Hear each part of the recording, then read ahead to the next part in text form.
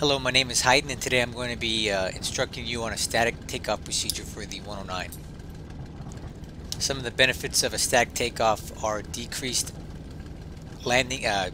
takeoff distance and increased controllability of the aircraft during the takeoff roll. The 109 does not have a locking tail wheel, so it tends to fishtail a lot during the takeoff roll. Having a static takeoff reduces that tendency a lot. It also helps when you have a crosswind. You don't have to worry about the fishtailing as much as you start your roll.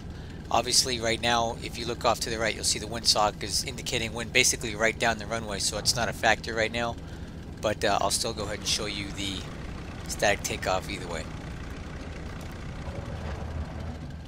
The static takeoff procedure is identical to a rolling takeoff, with the exception of using the wheel chocks and running the engine to full power prior to releasing the chocks. So I'll show you right now.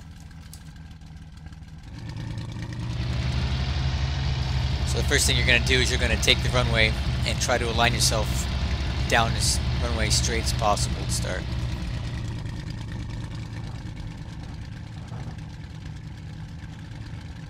Once you're comfortable with where you're aligned on the runway, you'll set the chocks again. So a couple things we want to make sure we do before we start our takeoff roll is make sure our radiators are fully open, oil and water, because temperatures are going to rise quickly with full power setting. Also, we're going to make sure that we have 5 clicks of elevator trim, nose up to start. Okay, that's set. So what we're going to do now, I'll briefly walk you through it. We're going to apply maximum power. Prop pitch is in manual at 12 o'clock position. Once we have full power set, we're going to turn on the WEP. And we're looking for an RPM range between 22 and 2300 before we release the chocks. The chocks take the place of a parking brake, so that's basically what they're doing. It doesn't work as well when you hold the wheel brakes. The aircraft will still move. The chocks will hold it in place. And just prior to the chock release, we're going to add in a small amount of right rudder. Not a lot, probably about maybe 15 to 20% of the full deflection. That will help with the initial surge as we release the chocks. So we'll go ahead and get ready now.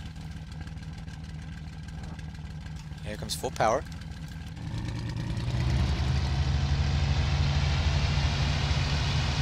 And the WEP.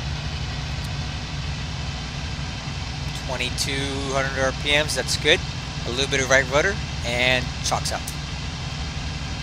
Notice how straight the aircraft is staying. I'm using very small rudder inputs to keep it straight. A little bit of right aileron to keep the wing down. We'll rotate at 200.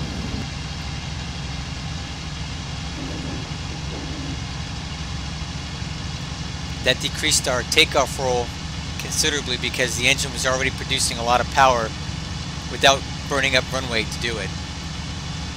And also you'll notice how straight the airplane maintained as I was rolling. Very, very easy.